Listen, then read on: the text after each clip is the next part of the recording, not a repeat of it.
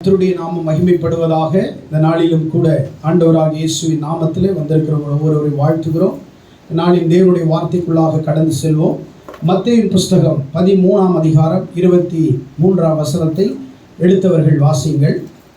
மத்தேயு 13ஆம் அதிகாரம் 23ஆம் வசனத்தை வாசியுங்கள். நல்ல நிலத்தில் விதைக்கப்பட்டவனோ வசனத்தை கேட்கிறவனும் உணர்கிறவருமாய் இருந்து 100ஆகவும் 60ஆகவும் 30ஆகவும் பலன் தருவான் என்றார். ஏசப்பா சொன்னாரு, நல்ல நிலத்திலே விதைக்கப்பட்டவன் வசனத்தை கேட்டு வசனத்தை படி உணர்ந்து வசனத்துக்கேற்ற ஜீவியம் செய்து அவன் 100ம் 60ம் 30மாக பலன் தருகிறவனாய் காணப்படுகிறான். பிரியமானவர்களே, தேவனுடைய வார்த்தையை நீங்கள் நம்புங்கள், பேசுங்கள், அதன்படி வாழுங்கள்.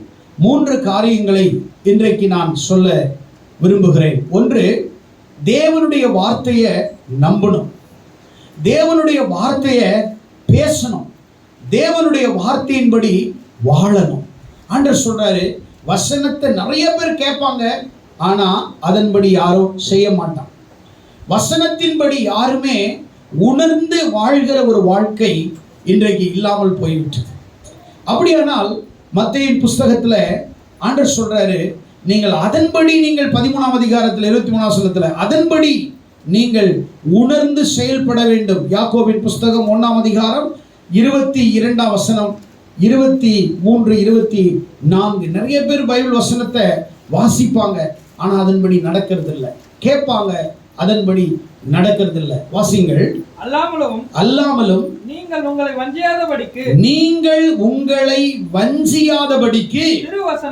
திருவசனத்தை கேட்கிறவர்களாக மாத்திரமல்ல அதன்படி செய்கிறவர்களாய் இருங்கள். எண்ணத்தினாலெனில் ஒருவன் திருவசனத்தை கேட்டும் அதன்படி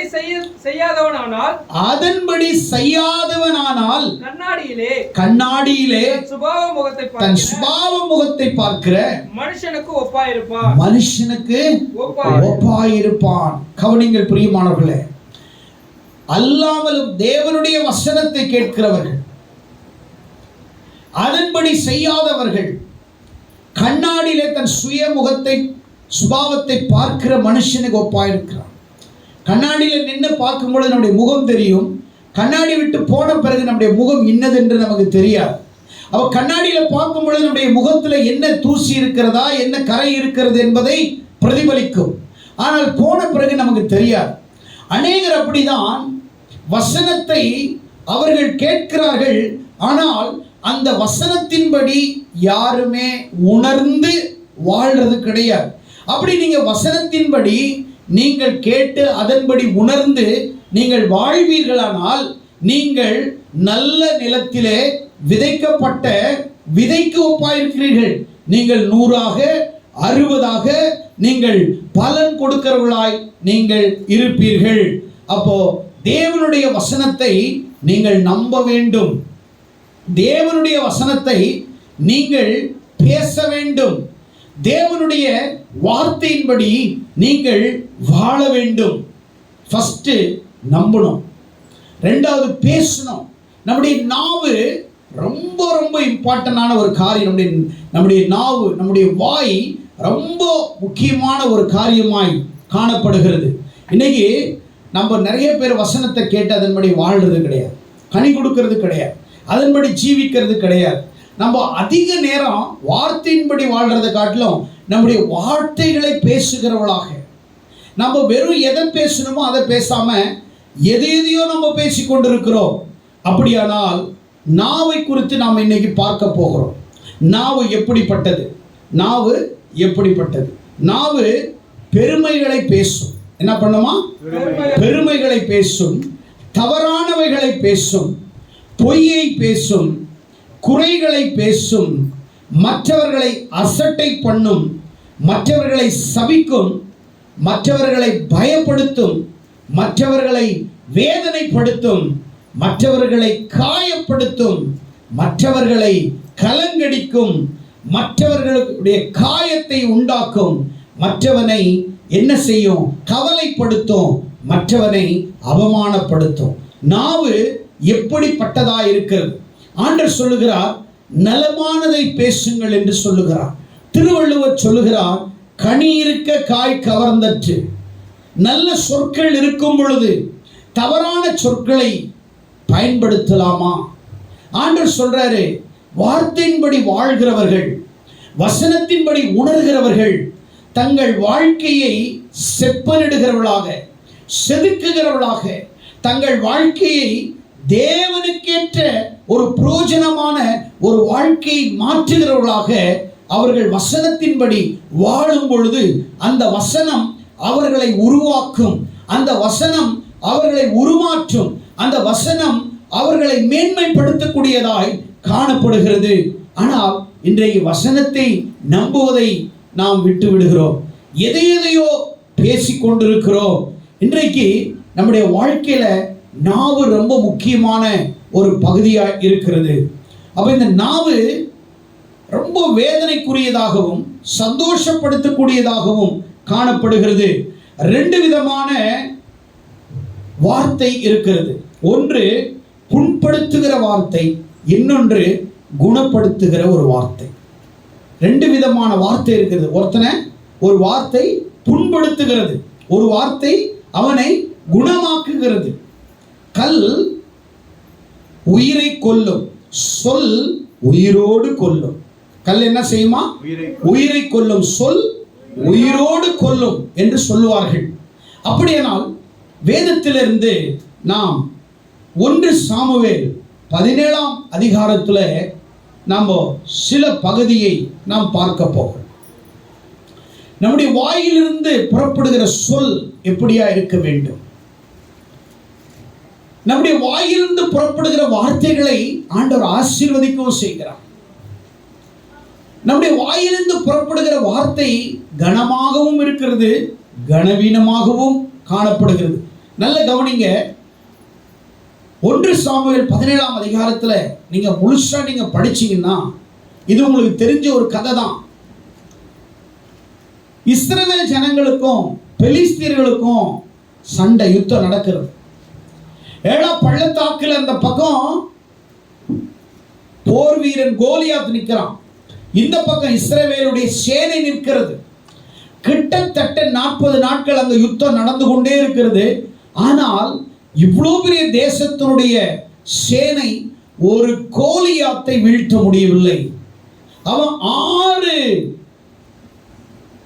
அடி, அதாவது 6 முழம் உயரமும், அவன் 1 அடி அதிகமாக ரொம்ப உயர்ந்த ஒரு மனுஷனா இருந்தான். அவன் போர் வீரனா இருந்தான். அவனை பார்த்து தேசமே பயப்படுது. அவன் என்ன சொல்றான்னா, இஸ்ரவேலுடைய தேவனை நிந்திக்கிறான், இஸ்ரவேல் தேவனுடைய சேனையை நிந்திக்கிறான், ஜனங்களை சபிக்கிறான், ஜனங்களுக்கு பயப்படுத்துகிற வார்த்தைகளை அவன் சொல்லுகிறான். தேசமே பயந்து போய் கிடக்கிறது. வார்த்தைக்கு எவ்வளவு ஒரு பவர் இருக்கிறது என்பதை உங்களுக்கு நான் இன்றைக்கு சுட்டிக்காட்ட விரும்புகிறேன். நீங்கள் சர்வசாதாரணமாக உங்கள் வாயை திறந்து நீங்கள் சொல்லி போய்விடுகிறீர்கள். ஆனால் அந்த வார்த்தை எவ்வளவு காயப்படுத்தும், அந்த வார்த்தை எவ்வளவு மோசமாய் இருக்கிறது என்பதை நீங்கள் சற்று எப்பொழுதாவது நீங்கள் யோசித்திருக்கிறீர்களா? நீங்கள் சிந்தித்ததுண்டா? இங்கே தாவீது அந்த இடத்துல ஆடுகளை மேய்த்துக் கொண்டிருந்தவன் தன் தகப்பன் தன் சகோதரனை சந்திப்பதற்காக, நலம் விசாரிப்பதற்காக அங்கே அனுப்புகிறான். அங்கே தாவீது வரும் பொழுது, அவருடைய சகோதரர்களை சந்திக்கும் பொழுது இந்த சண்டை நடந்து கொண்டிருக்கிறதை பார்த்து தாவீது அந்த இடத்துல அமர்ந்து அவன் சொல்றான், அங்க அமைதியா நின்று பார்க்கிறான். இது என்ன நடக்குதுன்னு பார்த்த உடனே ஒரு மனுஷங்கிட்ட போய்க்கிறேன், என்ன நடக்குதுன்னு. இல்ல, கோலியாத் நம்ம ஜனங்களை சபிக்கிறான், அசட்டை பண்றான், அவனை பார்த்தா எங்களுக்கு பயமா இருக்குது, அவன் வார்த்தையே பயமா கலங்கடிக்கிற வார்த்தையாகவே காணப்படுகிறது, என்ன செய்வதென்று தெரியாது. அவ தாவீது சொல்றான், தேவனுடைய ஜீவனுள்ள தேவனுடைய சேனையை நிந்திக்கிற விருத்த சேதனம் இல்லாத இந்த பெலிஸ்தியன் எம்மாத்திரம் என்று ஆறுதலான வார்த்தை, தைரியப்படுத்துகிற வார்த்தை, துணிச்சலான வார்த்தை, உற்சாகப்படுத்துகிற வார்த்தை, உத்வேகம் கொடுக்கிற வார்த்தை, உற்சாகப்படுத்துகிற வார்த்தை, ஊக்கமளிக்கிற வார்த்தையை தாவீது அந்த இடத்திலே ஜனங்களுக்கு சொல்லுகிறதை பார்க்கிறோம். அப்பொழுது இவனை கொண்டு போய் சவுலிடத்திலே போய் விடுகிறார்கள். சவுல் சொல்லுகிறான், உன்னால அவனை எதிர்க்க முடியாது. அவன் வாயிலிருந்து வார்த்தை வருகிறது, உன்னால முடியாது, அவன் யுத்த வீரன், அவன் சிறு வயது முதல் யுத்த வீரன், அவனை உன்னால மேற்கொள்ள முடியாது. அப்ப தாவீது ஒன்றை சொல்லி நிரூபிக்கிறான். சவுல் ராஜாவினிடத்திலே சொல்லுகிறான், என்ன சொல்லுகிறான்? ஆண்டவரே, ஒரு விசை என் ஆட்டை பிடித்துக் கொள்ளுகிறதற்கு சிங்கமும் ஒரு விசை கரடியும் வந்தது. நான் அதனுடைய வாயை பிடித்து நான் கிழித்து போட்டேன், கரடியை நான் அடித்து கொன்று போட்டேன். ஆட்டை காப்பாத்தின தேவனுக்கு நம்ம ஆளை காப்பாத்துறதுக்கு எம்மாத்திரான்னு சொல்லி ஆண்டவருடைய நாமத்தை அங்க மகிமைப்படுத்துகிறான். பிரியமானவர்களே, அங்கே அவன் சொல்லுகிறான், பயப்படாதிருங்கள், இவனோடு நான் யுத்தம் செய்ய போகிறேன். உடனே அவனுக்கு நிறைய ஆயுதங்களை தரிப்பிக்கிறார்கள். எல்லாம் தரிப்பித்து நடந்து பார்க்கிறான். அதுல அவனுக்கு பழக்கம் இல்லை. அவனுக்கு ஒரே ஒரு பழக்கம், தேவனோடு நடப்பது, தேவனோடு பேசுவது, தேவனோடு உறவாடுவது, தேவனோடு சஞ்சரிப்பது மட்டும்தான் தெரியும். ஆனால் அவனை வீழ்த்தி ஆக வேண்டும். ஆகையால் அவன் இப்பொழுது ஆற்றங்கரையில் போய் 5 கூழாங்கல்களை பொறுக்கி தன் அடைப்பையிலே போட்டு இப்போ யுத்தத்திற்காக போகிறான். அவன் சொல்லுகிறான், அவனை பார்த்து, நீ தடியோடு வருவதற்கு, என்னை எதிர்ப்பதற்கு நான் நாயா என்று சொல்லி அவனை நாய்க்கு ஈக்குவலா பேசுகிறான். அவனை பயமுறுத்துகிறான். தாவீதை அசட்டை பண்ணுகிறான், தாவீதை பயமுறுத்துகிறான், இஸ்ரவேல் ஜனங்களை பயமுறுத்துகிறான். ஆனால் கர்த்தர் பயமுறுத்துகிற வார்த்தைகளை அல்ல, நம்மை பலப்படுத்துகிற வார்த்தைகளை சொல்லி நம்மளை பலப்படுத்துகிறவராய் இருக்கிறார். உலகம் நம்மளை பயமுறுத்தும், சாத்தான் நம்மளை பயமுறுத்துவான். ஆனா ஆண்டவர் நம்மை பயமுறுத்துகிற வார்த்தை அல்ல, நம்மை பலப்படுத்துகிற வார்த்தை, நம்மளுக்கு தைரியம் சொல்லுகிற வார்த்தையை ஏசப்பா நமக்கு தைரியம் சொல்லுகிறவராய் காணப்படுகிறார். பிரியமானவர்களே, இங்கே பார்க்கும் பொழுது இவர் என்ன செய்கிறான் என்று சொன்னால், எடுத்து வாசியுங்கள். 1 சாமுவேலின் புஸ்தகம் 17ஆம் அதிகாரத்தில் நான் சொல்லுகிறான், எடுத்து வாசியுங்கள். 47ல், கர்த்தர் பட்டயத்தினாலும் ஈட்டியினாலும் ரட்சிக்கிறவர் அல்ல, இந்த ஜனக்கூட்டம் அறிந்து கொள்ளும், யுத்தம் கர்த்தருடையது, அவர் உங்களை எங்கள் கையிலே ஒப்பு கொடுப்பார் என்று. அந்த பெலிஸ்தியன் எழும்பி தாவீதுக்கு எதிராக கிட்ட வரும்போது, தாவீது தீவிரமாக இந்த சேனைக்குள் அந்த பெலிஸ்தியனுக்கு எதிராக ஓடி தன் கையிலே அடைப்பையிலே போட்டு அதிலிருந்து ஒரு கல்லை எடுத்து கவனிலே வைத்து சுழற்றி பெலிஸ்தருடைய நெற்றியில் பட எறிந்தான். அந்த கல் அவன் நெற்றியில் பதிந்து போனதினால் அவன் தரையிலே முகங்குப்புற விழுந்தான். அல்லேலூயா. ஒரு கல்லுல ஒருவனை வீழ்த்த முடியும், கல் ஒருவனை வீழ்த்த முடியும். கல் ஒருவனை கொல்லும், சொல் ஒருவனை உயிரோடு கொல்லும். கல்லால அவனை கொன்னுட்டான். இப்ப சொல்லால இவங்களை கொன்னதுக்கு இவன் சொல்றான், பயப்படாதுங்க, ஈட்டினாலும் கேடயத்தினால் ரட்சிக்கிறவர் நம்முடைய தேவன் அல்ல, யுத்தம் நம்முடையதல்ல, தேவனுடையது, கர்த்தர் அதை பார்த்து கொள்ளுவார் என்று இஸ்ரவேல் ஜனங்களை அவன் தைரியப்படுத்தினான். கலங்கி போயிருக்கிறவர்களை தைரியப்படுத்தினான். இனி நம்முடைய வார்த்தை எப்படி இருக்கிறது, நம்முடைய சொல் எப்படி இருக்கிறது, நம்முடைய செயல்கள் எப்படி இருக்கிறது, நம்முடைய வார்த்தை எப்படி இருக்கிறது? நீங்கள் தேர்ந்தெடுக்கும் வார்த்தை உங்களை வடிவமைக்கிறது. நீங்கள் எந்த வார்த்தையை தேர்ந்தெடுக்கிறீர்களோ அது உங்களை வடிவமைக்கும். புண்படுத்துகிற வார்த்தைகளை நீங்கள் பேசினால் நீங்கள் அதற்கேற்றபடி வடிவமைக்கப்படுவீர்கள். இல்ல, குணமாக்குகிற வார்த்தைகளை பேசினால் நீங்கள் அதற்கேற்றபடி வடிவமைக்கப்படுவீர்கள். அப்படியானால் வேதம் என்ன சொல்லுகிறது? பலப்படுத்துகிற நல்ல வார்த்தையை பேசுங்கள். நீதிமொழிகள் 15ஆம் அதிகாரம் 4ஆம் வசனம் சொல்லுகிறது, வார்த்தைக்கு என்ன இருக்கிறதா? சக்தி இருக்கிறது. வார்த்தைக்கு ஜீவன் இருக்கிறது. வார்த்தைக்கு சக்தி இருக்கிறது, பவர் இருக்கிறது. எடுத்து வாசிங்கள் நீதிமொழிகள் 15ஆம் அதிகாரம் 4ஆம் வசனத்தை எடுத்து வாசிங்கள். ஆரோக்கியமுள்ள நாவு, ஆரோக்கியமுள்ள நாவு ஜீவ விருட்சம், ஜீவ விருட்சம். நாவின் மாறுபாடோ, நாவின் மாறுபாடோ ஆவியை நொறுக்கும். ஆவியை நொறுக்கும். கவனிங்க, ஆண்டவர் சொல்றாரு, என்ன சொல்றாரு? 15 நாள்ல ஆரோக்கியமுள்ள நாவு ஜீவ விருட்சம். உங்க நாவு எப்படியா மாறணும்? ஆரோக்கியமுள்ள நாவா மாறணும். உங்க நாவு எப்படி இருக்கணும்?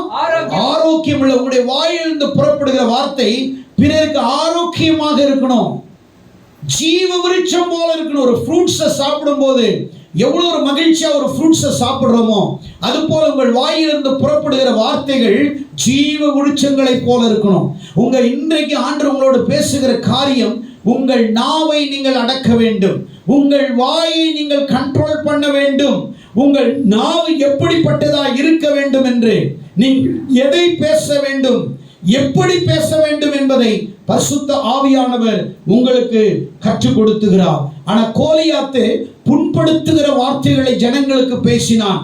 ஆனால் தாவீதோ ஜனங்களை குணமாக்குகிற வார்த்தை பேசினான். பயப்படாதிருங்கள், பயப்படாதிருங்கள்.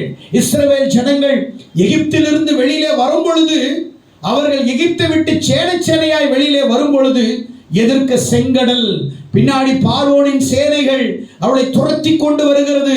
ஐயோ என்று கதறுகிறார்கள். மோசேயை நோக்கி ஓலமிடுகிறார்கள், கூக்குரலிடுகிறார்கள். எங்களுக்கு எகிப்திலே பிரேத குழிகள் இல்லையோ? இந்த வனாந்தரத்திலே எங்களை கொல்லவா எங்களை கொண்டு வந்தீர்கள்? பின்னாடி பார்வோனின் சேனைகள் திரும்பி போனால் அவருடைய கையிலே நாங்கள் மாண்டு போய் விடுவோம். எதிர்க்க செங்கடல், அதிலே இறங்கினால் நாங்கள் மடிந்து போய் விடுவோம். என்ன செய்வது? மோசே அந்த இடத்திலே பயமான சூழ்நிலையிலே அவன் நாவை எப்படி பயன்படுத்தி இருக்கிறான்? அப்படிப்பட்ட இக்கட்டான சூழ்நிலையிலே மோசே தன் வாயை எப்படி உபயோகப்படுத்தி இருக்கிறான், எப்படி நடந்து கொண்டிருக்கிறான் என்பதை நீங்கள் வாசிக்க வேண்டும். மோசே சொன்னா, பயப்படாதிருங்கள், இன்று கண்ட எகிப்தினை இனி நீங்கள் காண்பதில்லை. இன்று பார்க்கிற எகிப்தினை நீங்கள் காண்பதில்லை. உற்சாகப்படுத்துகிற வார்த்தைகளை சொன்னான். வாயை திறந்தவன் தேவனை விசுவாசித்தான். பயப்படாதிருங்கள் என்று சொன்னான். உங்கள் வாய் நல்ல வார்த்தை நிறைந்ததாய் இருக்க வேண்டும். ஆரோக்கியமுள்ள நாவாய் இருக்க வேண்டும். ஜீவ விருட்சத்தை போல உங்களுடைய வார்த்தைகள் மற்றவர்களுக்கு பிரயோஜனமாய் இருக்க வேண்டும். மோசே அந்த இடத்திலே ஜனங்களை பார்த்து சொன்னான், பயப்படாதிருங்கள், இன்று கண்ட எகிப்தினை நீங்கள் இனி காண மாட்டீர்கள். அதே போல அன்னைக்கு பார்த்த எகிப்தியர்களை இஸ்ரவேல் ஜனங்கள் மீண்டும் பார்க்கவே இல்லை. கர்த்தர் அவர்களுக்கு துணையா இருந்து செங்கடலை பிளந்து அவர்களை அக்கறைப்படுத்தினார். இவர்களை நடு கடலிலே எகிப்தியர்களுடைய சேனைகளை, குதிரைகளை, ராஜாக்களை, ராணுவ வீரர்களை, அந்த ஆழி அவர்களை மூடி போட்டது. செங்கடலிலே மாண்டு போனார்கள், மரித்து போனார்கள். ஜனங்கள் அக்கறையாக்கப்பட்டார்கள். பிரியமானவர்களே, உங்களுடைய வாழ்க்கையில உங்களை பயமுறுத்தக்கூடிய காரியங்கள் வரும். உங்களை பயமுறுத்துகிற நாவுகள் எழும்பும். உங்களை குற்றப்படுத்துகிற நாவுகள் எழும்பும். நான் சொல்லுகிறேன், நாவு எப்படிப்பட்டது? பெருமையானவைகளை பேசும். அடுத்தது தவறானவைகளை பேசும். நம்முடைய நாவு பெருமையானவைகளை பேசினால் அது சாத்தானின் ஆவி நிறைந்ததாக இருக்கிறது. அடுத்தது தவறானவைகளை பேசினால் குற்றப்படுத்துகிற ஆவி, அசுத்த ஆவி உங்களுக்குள்ளாக இருக்கிறது என்று அர்த்தம். பொய்யை பேசுகிறீர்கள் என்றால் பொய்யின் ஆவி உங்கள் நாவிலே இருக்கிறது என்று அர்த்தம். குறைகளை பேசுகிறீர்கள் என்றால் குறைப்படுத்துகிற ஆவி உங்களுக்குள்ளே குறை சொல்லுகிற ஆவி இருக்கிறது என்று அர்த்தம். மற்றவர்களை அசட்டை பண்ணுகிற ஒரு காரியம், அல்லது மற்றவர்களை சபிக்கிற ஒரு காரியம், மற்றவர்களை வேதனையாக்குகிற காரியம், கலங்கடிக்கிற காரியம், காயப்படுத்துறது, அவங்கள காயத்தை உண்டாக்குறது, அவங்கள கவலைக்குள்ளாக்க ஆக்குறது, அவங்களை அவமானப்படுத்துறது. இன்னைக்கு சபையில வேதத்தை வாசித்தவர்கள், ஜெபிக்கிறவர்கள், சபைக்கு வருகிறவர்கள், சத்தியத்தை கேட்கிறவர்கள், ஆண்டவர் சொல்றாரு, நல்ல நிலமாக, நல்ல நிலத்திலே விதைக்கப்பட்ட விதையாக நீங்கள் இருக்க வேண்டுமானால் 100 60 30 பலன் கொடுக்கிறவர்களா இருக்க வேண்டுமானால், நீங்கள் கனி கொடுக்கிறவர்களா இருக்க வேண்டுமானால், உங்கள் வாய் வாழ்க்கையில் ரொம்ப முக்கியமாய் கருதப்படுகிறது. மோசே ஜனங்களை பார்த்து பயப்படாதிருங்கள் என்று சொன்னான்.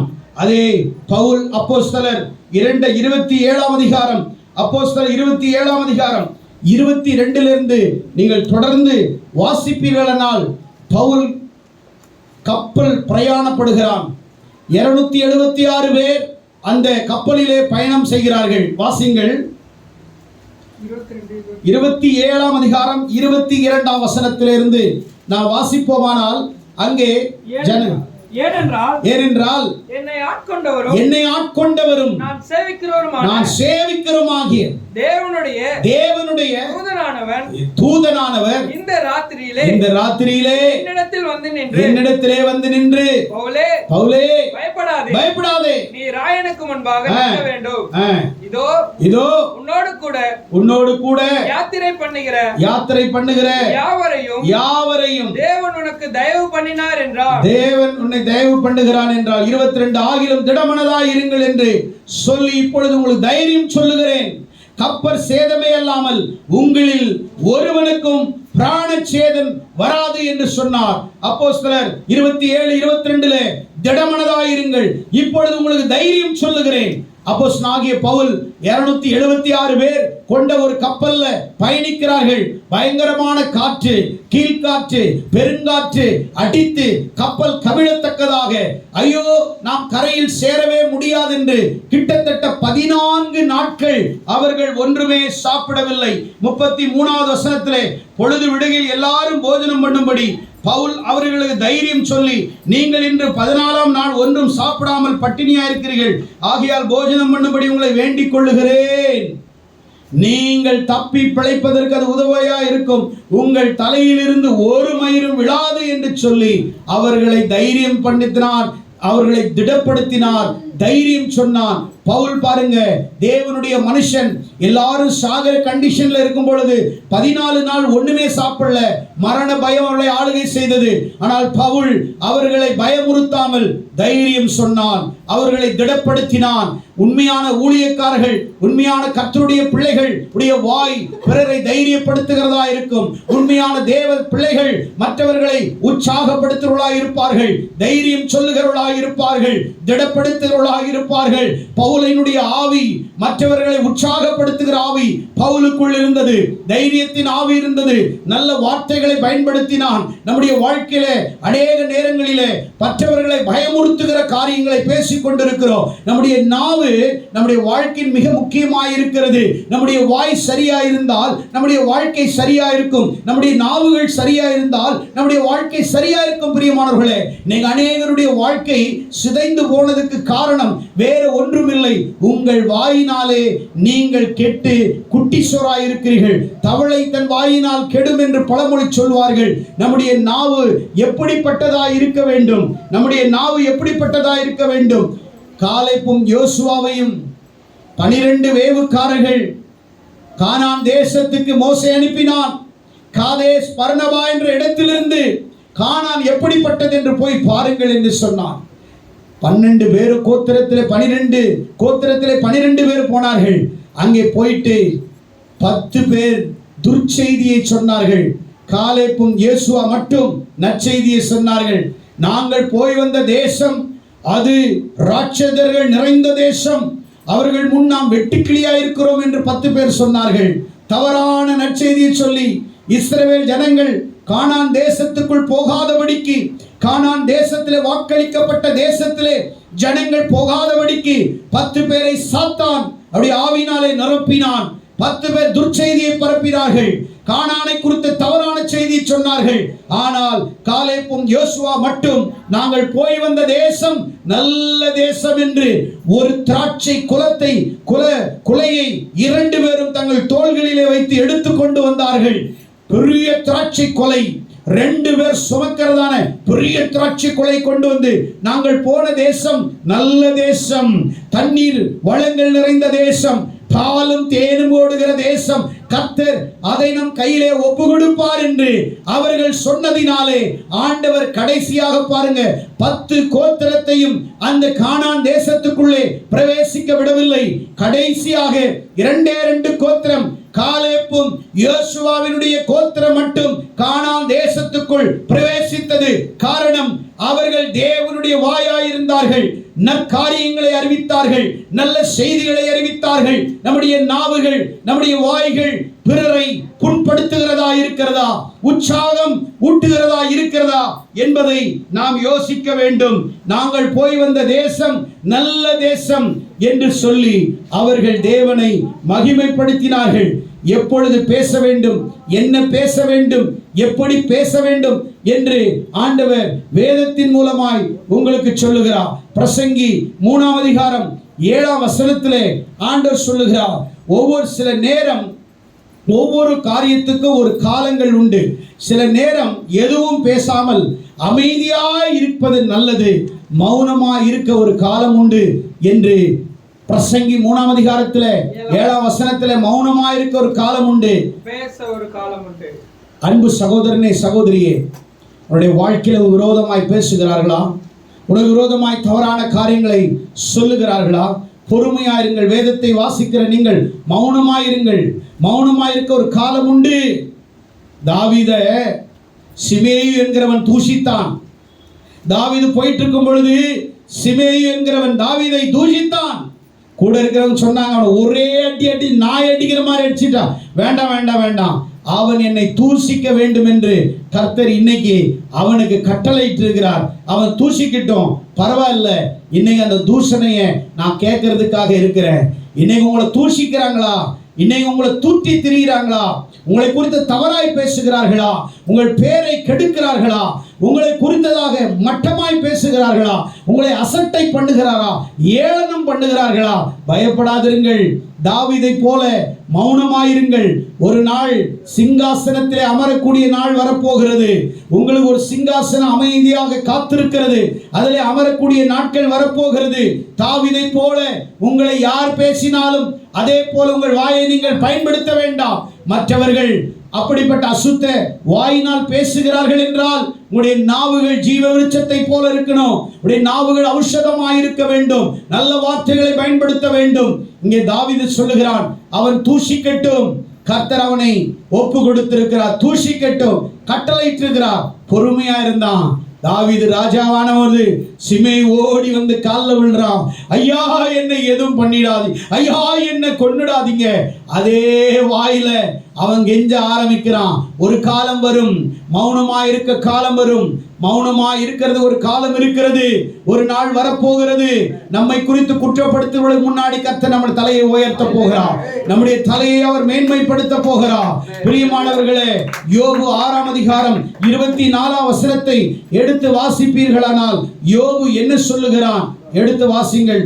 யோபு சொல்லுகிறான், எனக்கு உபதேசம் பண்ணுங்கள். யோபுனுடைய வாயில வந்த வார்த்தை, எனக்கு உபதேசம் பண்ணுங்க. எடுத்து வாசிங்க. எனக்கு உபதேசம் பண்ணுங்கள். எனக்கு உபதேசம் பண்ணுங்கள். நான் மௌனமாய் இருப்பேன். நான் மௌனமாய் இருப்பேன். நான் எதிலே தவறினேனோ அதை எனக்கு தெரியப்படுது. யோபு அழகா சொல்றாரு, அப்பா நான் எதுலயா தவறு இருந்தா நீங்க சொல்லுங்க, ஆனா நான் கேட்டுக்கிறேன். நான் மௌனமா இருக்கேன், நான் திருப்பி பேச மாட்டேன், மௌனமா இருக்கிறேன். யோபனுடைய வாழ்க்கையில பாத்தீங்க எவ்வளவு பிரச்சனைங்க. அவர் சொல்றாரு, நீதிமானுங்க, தேவனுக்கு பயந்தவங்க. அவன் வாயில இருந்து சொல்றாரு, எனக்கு உபதேசம் பண்ணுங்க. நான் எதுலயாவது தவறு இருந்தா எனக்கு உபதேசம் பண்ணுங்க, நான் கேட்கிறேங்க, நானா திருப்பி பேச மாட்டேங்க, மௌனமா இருக்கிறேங்க. மௌனமா இருக்க ஒரு காலம் உண்டு. யோபு சொல்லுகிறான், நான் மௌனமா இருக்கிற ஒரு காலம் உண்டு, பேசக்கூடாதபடி ஒரு காலம் உண்டு. மனைவி சொன்னா, பைத்தியக்காரான்னு சொன்னான். யோபுவை பார்த்தவருடைய மனைவி சொன்னா, பைத்தியக்காரி, பைத்தியக்கார மாதிரி நீ பேசுறிய, நீ போய் சாவு, நீ போய் செத்துப்போ, தேவனை தூசின்னு சொல்றான். கீழ்த்தரமா நினைக்கிறான். யோபு அமைதியா இருந்தான், எதையும் பேசாமல் அமைதியா இருந்தான், மௌனமாய் இருந்தான். யோபோடு கர்த்தர் இருந்தார். முன்னிலைமை பார்க்கலாம், பின்னிலைமை கர்த்தர் இரட்டிப்பாக அவனை ஆசீர்வதித்தார். பிரியமானவர்களே, இன்னைக்கு தேவனுடைய வார்த்தையின்படி வாழ்ந்து நீங்கள் கனி கொடுக்கணும்னா நீங்கள் சிறப்பானதை பேச வேண்டும், அதன்படி வாழ வேண்டும்.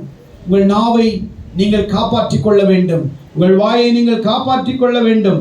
அப்படியானால் எப்பொழுது பேச வேண்டும், என்ன பேச வேண்டும், எப்படி பேச வேண்டும்? எபேசியர் 4 அதிகாரம் 29வது வசனத்துல பிரயோஜனமா, கேட்கிறவர்களுக்கு பிரயோஜனமானவைகளை பேசுங்கன்னு சொல்றார். எது பேசணுமா?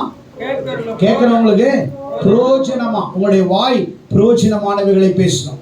மற்றவர்களை குறித்து குறை சொல்லக்கூடாது. மற்றவர்கள் தவறாக வாழலாம், தவறாய் இருக்கலாம், தவறு செய்யலாம். அவர்களை குறித்து பேசுவதற்கு உனக்கு ரைட்ஸ் கிடையாது. அவங்களை குறித்து சொல்லுவதற்கு உனக்கு எந்த விதமான தகுதியும் கிடையாது. கர்த்தர் அவைகளை பார்த்து கொள்ளுவார். பழி வாங்குதல் எனக்குரியதுன்னு சொல்றாரு. அவனுடைய கிரியைக்கேற்ற பலன் என்னோடு வருகிறது என்று சொல்லுகிறார். மனுஷன் பேசுகிற வீணான வார்த்தைகளுக்கு ஆண்டவர் நியாயத்தீர்ப்பு நாள்ல கணக்கு ஒப்புவிக்க வேண்டும் என்று சொல்லுகிறார். கேட்கிறவங்களுக்கு பிரயோஜனமானவைகளை பேசுங்கள். உங்கள் நாவை பிரயோஜனமானவர்களாக மாற்றுங்கள். 1 பேதுரு 3 அதிகாரம் 10-11வது வசனம் சொல்லுகிறது எப்படி பேச வேண்டும், எப்படி பேச வேண்டும், என்னத்தை பேசணும்னு பார்த்தீங்க, எப்படி பேசணும். 1 பேதுரு 3 அதிகாரம் 10-11 வாசிங்கள். ஜீவனை விரும்பி நல்ல நாட்களை காண வேண்டும் என்று விரும்புகிறவர்கள் பொல்லாப்புக்கு தன் நாவையும் கபடத்துக்கு தன் உதடுகளையும் விலக்கி காத்துக்கொண்டு பொல்லாப்பை விட்டு நீங்கி நன்மை செய்து சமாதானத்தை தேடி அதை பின்தொடர கடவன். கரங்களை தட்டி ஆண்டவரை பிரயோஜனமானவைகளை பேசணும். ஜீவனை விரும்புகிறவர்கள், நல்ல நாட்களை காண வேண்டும் என்று விரும்புகிறவர்கள் தங்கள் நாவை கபடத்துக்கும் தன் உதடை விலக்கி காப்பான். அவனைதான் ஆண்டவர் பரலோக ராஜ்யத்திலே கொண்டு போய் சேர்க்கிறான். உங்கள் நாவு பிரயோஜனமாக இருக்க வேண்டும். உங்கள் வாய் பிரயோஜனமானவைகளை பேச வேண்டும். எப்படி வாயை பயன்படுத்த வேண்டும்? சங்கீதம் 51:15 எப்படி உங்கள் வாயை பயன்படுத்தணும்? மற்றவர்களை உற்சாகப்படுத்த, ஊக்கம் அளிக்க, உத்வேகம் கொடுக்க, அவர்களை உற்சாகத்துக்குள் கொண்டு வர உங்கள் நாவை நீங்கள் பயன்படுத்த வேண்டும் என்று வேதம் சொல்லுகிறது. நீதிமொழிகளின் புஸ்தகம் 18 அதிகாரம் 21 வசனம் சொல்லுகிறது. என்ன சொல்லுகிறது? மரணமும் ஜீவனும் நாவின் அதிகாரத்தில் இருக்கு. அதிலே பிரியப்படுவதன் கனியை புசிப்பார். உங்கள் முன்னாடி ஆண்டவர் மரணமும் ஜீவனும். நீங்க மற்றவங்களை குறித்து தப்பாவே சொல்றீங்கன்னா இருதயத்தின் நிறைவினால வாய் பேசும். எப்பவுமே ஒரு தவறானதை பேசுறாங்கன்னா அவங்க இருதயத்தில் என்னதான் இருக்கும்? ஒரு தப்பான, மற்றவங்களை குறையே சொல்லிட்டு இருக்கிறாங்கன்னா அவங்களுக்குள்ள என்ன நிறைய குறை இருக்குது. அவங்க குறை, அதாவது யாரும் அவங்க சொல்லிடக்கூடாது குறைன்னா அவங்க மற்றவங்களுக்கு சொல்றது. கரெக்டா இல்லையா? ஆண்டவர் தெரியும். இருதயத்தின் நிறைவினால வாய் பேசு. உங்க இருதயத்துல மற்றவங்களை குறித்து குறை சொல்றீங்கன்னா நீங்க குறையா இருக்கிறீங்கன்னு அர்த்தம். மற்றவங்களுக்கு தப்பா சொல்றீங்கன்னா நீங்க தப்பா வாழ்றீங்கன்னு அர்த்தம். மற்றவனை குறித்து நீங்க கெடுதல் பண்றீங்கன்னா உங்களுடைய வாழ்க்கை அப்படிதான் இருக்குதுன்னு அர்த்தம். நல்ல கவனிங்க. எத்தனையோ பேர் உங்களை குறித்து தவறாக சொல்லலாம், எத்தனையோ பேர் பேசலாம், எத்தனையோ பேர் பேசலாம். என்னை குறித்து கூட தவறாக பேசுகிறார்கள். இந்த 10-12 ஆண்டு காலம் ஆண்டவர் உண்மையை உத்தமா ஊழியம் செய்யறதை கர்த்தர் பார்க்கிறார். இந்த ஃபீல்டில் உட்கார்ந்து கஷ்டப்பட்டு இந்த ஊழியத்தை நான் செய்கிறேன். தவறாக சொல்லதான் செய்வார்கள். அதை பற்றி நீங்கள் கவலைப்பட வேண்டாம். அதை குறித்து கர்த்தர் பார்ப்பார். நம்மளை பற்றி தப்பாக சொல்கிறதுனால அவங்கள நம்ம தப்பாக சொல்ல வேண்டாம். அவங்க வாழ்க்கை அப்படி, அவங்க வளர்ந்த ஸ்டைல் அப்படி, அவங்கள பெற்றவங்க அப்படி, அவங்கள நடத்துறவங்க அப்படி, அவங்களுடைய வாழ்க்கை அப்படியா இருக்குது. அதனால் நாம் அவங்கள மாதிரி நம்முடைய பெற்றோர்கள் நம்மளை நல்ல வளர்த்திருக்கிறார்கள். நீங்கள் கர்த்தரால் வளர்க்கப்பட்டிருக்க வேண்டும். நல்ல தகப்பன் நல்ல பிள்ளைகளை உருவாக்குகிறவனாய் இருக்கிறார். நீங்கள் தேவனால பிறந்தவர்கள், தேவனால நீங்கள் வளர்ந்தவர்கள். மற்றவர்கள் பேசுகிறார் என்றால் அவருடைய வாழ்க்கை அப்படி இருக்கிறது, மற்றவருடைய வாழ்க்கை அப்படி இருக்கிறது. நீங்கள் அதை போல இருக்கக்கூடாது. உங்களை குறித்து ஒருத்தர் தப்பா சொல்றானா அதை நீங்க திரும்பி அவனை தப்பா சொல்லாதீங்க. அமைதியா இருங்கள். கர்த்தர் ஒரு நாள் நீ எவ்வளவு பேசியிருக்கிறியோ அவ்வளவுத்துக்கும் நீ ஆண்டவருடைய நாட்களில நீ கணக்கு ஒப்புவிக்க வேண்டும். நீங்க ஏமாத்திரலாம், நீங்க தப்பிக்கலாம். ஆனா நியாய தீர்ப்பு நாள்ல நீ பேசின ஒவ்வொரு வார்த்தைகளையும் கர்த்தர் கணக்கேற்பார். கர்த்தர் கணக்கேற்பார். கர்த்தர் கணக்கேற்பார். ஆண்டவர் பார்க்கிறார். நீ யாரை குறித்து தப்பா பேசுறியோ உன் குடும்பத்தை குறித்து பேசுறதுக்கு ஆண்டவர் 1000 பேர் எழுப்புவார். நீ இன்னொருத்தர் அசட்டை பண்ணினா உன்னை அசட்டை பண்றது ஒரு நாள் வரும். நீ எதை விதைக்கிறாயோ அதை நீ அறுப்பாய். நீதிமொழிகள் 12ஆம் அதிகாரம் 18வது வசனம். ஞானம் உள்ளவனுடைய நாவு ஔஷதம் என்று சொல்லுகிறார். நம்முடைய நாவு எப்படி இருக்கணும்? ஔஷதம். ஞானம் உள்ளவனுடைய நாவு ஔஷதம். ஞானமா பேசணும், ஞானமா நடக்கணும். பேசுறதுக்கு முன்னாடி நம்ம யோசிக்கணும். கல் உயிரை கொல்லும், சொல் உயிரோடு கொல்லும். நீங்கள் எதை சொல்லுகிறீர்களோ அதற்கேற்ற வழியாக நீங்கள் வடிவமைக்கப்படுகிறீர்கள். ஞானம் உள்ள நாவு ஔஷதம் என்று சொல்லுகிறார். நீதிமொழிகள் 15ஆம் அதிகாரம் 4வது வசனத்தில் ஆரோக்கியம் உள்ள நாவு ஜீவ விருட்சம் என்று சொல்லுகிறார். நீதிமொழிகள் 25ஆம் அதிகாரம் 11வது வசனம், சரியான நேரத்தில் சொன்ன வார்த்தை வெள்ளி தட்டில் வைக்கப்பட்ட பொற்பழங்களுக்கு சமம் என்று வேதம் சொல்லுது. எந்த நேரத்தில் எப்படி பேசணுன்றத நீங்க தெரிஞ்சுக்கணும். ஒருத்தன் காயமா இருக்கும் பொழுது அவனை மீண்டும் காயப்படுத்தக்கூடாது. ஒருவன் வேதனையா இருக்கும் பொழுது இன்னும் வேதனைப்படுத்தக்கூடாது. பிறரை உற்சாகப்படுத்துங்கள். பிரயோஜனமானவைகளை நீங்கள் பேசுங்கள். புண்படுத்தப்பட்ட வார்த்தைக்கு மருந்தே இல்லை. புண்படுத்தப்பட்ட வார்த்தை என்ன ஆகும்? ஒருத்தனை புண்படுத்தினீங்கன்னா என்ன ஆகும்? என்ன வரும்? ஒருத்தவங்களை நீங்க புண்படுத்தினீங்கன்னா உறவுகள் முறிந்து போகும். என்ன ஆயிடும்? உறவுகள் முறிந்து போகும். நீ ஏதாவது சொல்லலாம், வார்த்தையை சொல்லிட்ட சொல்ல கொட்டிட்டு அள்ள முடியுமா? அள்ள முடியாது. அரிசியை கொட்டினா அள்ளலாம், சொல்ல கொட்டினா அள்ள முடியுமா? ஒருவனுடைய மனசு முறிஞ்சிருச்சு அப்படின்னா முறிஞ்சதுதான். உடைந்த பைப்பு உடைஞ்சதுதான். என்ன ஓட்ட வச்சாலும் திரும்ப லீக் ஆகிட்டே இருக்கும். உங்கள் வாழ்க்கையில் உங்களை விட்டு நிறைய பேர் பிரிகிறாங்கன்னா கையை தூக்கி ஆண்டவருக்கு நன்றி சொல்லுங்க. கர்த்தர் உங்களிடத்தில் அவளை வேறு பிரிக்கிறார். உங்களை ஆண்டவர் பிரித்து அவளை வேறு மனுஷனா மாற்றுறார். வாய், சொற்கள், நாவுகள் சுத்தமா இருக்க வேண்டும். நீங்கள் கனி தருகிற ஆண்டவர்கிட்ட கேட்டாங்க, ஆண்டவரே ஒரு நல்லவன் எப்படி தெரிஞ்சுக்க முடியும்? ஆண்டவர் சொன்னாரு, அவனுடைய கனிகளினாலே அவனை அறிவீர்கள். அவருடைய கனிகளாலே அவனை அறிவீர்கள். ஆண்டவர் பாருங்க, எத்தனையோ பேர் நம்முடைய சபைகளை விட்டு போனாங்க. அதை பற்றி நம்ம கவலைப்படலை. நம்முடைய சபை கர்த்தர் ஆசீர்வதித்திருக்கிறார். சபையில் ஆத்துமாக்களை ஆண்டவர் பெருகி செய்திருக்கிறார். அநேக ஊழியர்களை உருவாக்க கர்த்தர் உதவி செய்திருக்கிறார். பல இடங்களில் ஊழியத்துக்கு சென்று பல பேரை உருவாக்க கர்த்தர் உதவி செய்திருக்கிறார். ஒரு உலகம் 1000 பேசும், கர்த்தர் நம்ம கூட இருக்கிறத கர்த்தர் பேசுவார். ஆமென். ஹல்லேலூயா, ஹல்லேலூயா, ஹல்லேலூயா. உங்கள் நாவு ஔஷதமா இருக்க வேண்டும். உங்கள் நாவு பிரயோஜனமானவர்களை பேச வேண்டும். நீங்கள் நல்ல நிலத்தில் விதைக்கப்பட்டவர்களாக 30, 60, 100 நீங்கள் பலன் கொடுக்கலாய் நீங்கள் மாற வேண்டுமானால் மரம் தன் கனிகளாலே அறியப்படும். ஆண்டவர் சொன்னார், உங்கள் வாய் சுத்தமா இருந்தா உங்க வாழ்க்கை சுத்தமா இருக்கும். அநேகருடைய வாழ்க்கையில நிறைய பேர் நீங்க கெட்டு போனது காரணமே உங்க வாய். உங்கள் வாய். இன்னைக்கு பாருங்க, நிறைய பேருடைய வாழ்க்கை பேசிடுவாங்க, அதுக்கப்புறம் அதை வாழவே முடியாது, அதை அள்ளவே முடியாது. பேசுனது தான்.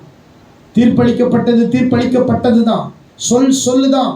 சொல்லு கொல்லும் என்று சொல்லுகிறார். கொன்னுட்ட பிறகு திரும்ப ஜீவன் வராது. ஒருவனை வார்த்தையால கொலை பண்ணிட்டான், செத்துட்டான், திரும்ப அவனுக்குள்ள ஜீவன் வராது. அவருடைய வாழ்க்கையில உன் வாயை பிரயோஜனமானவைகளை குறித்து பேசட்டும். உங்களை பத்தி தூற்றி திரிகிறார்களா? அமைதியா இருங்கள். உங்களை 2 மனைவி 3 மனைவி என்று சொல்லுகிறார்களா? சந்தோஷப்படுங்கள், பயப்படாதீர்கள். உங்களை குறித்து தவறானவர்களை சொல்லுகிறார்களா? தைரியமா இருங்கள், பயப்படாதிருங்கள். கர்த்தர் அதுக்கேற்ற பலனை ஆண்டவர் அவங்களுக்கு கொடுப்பார். அவர்கள் விதைத்ததை அவர்களுக்கு கொடுப்பார்.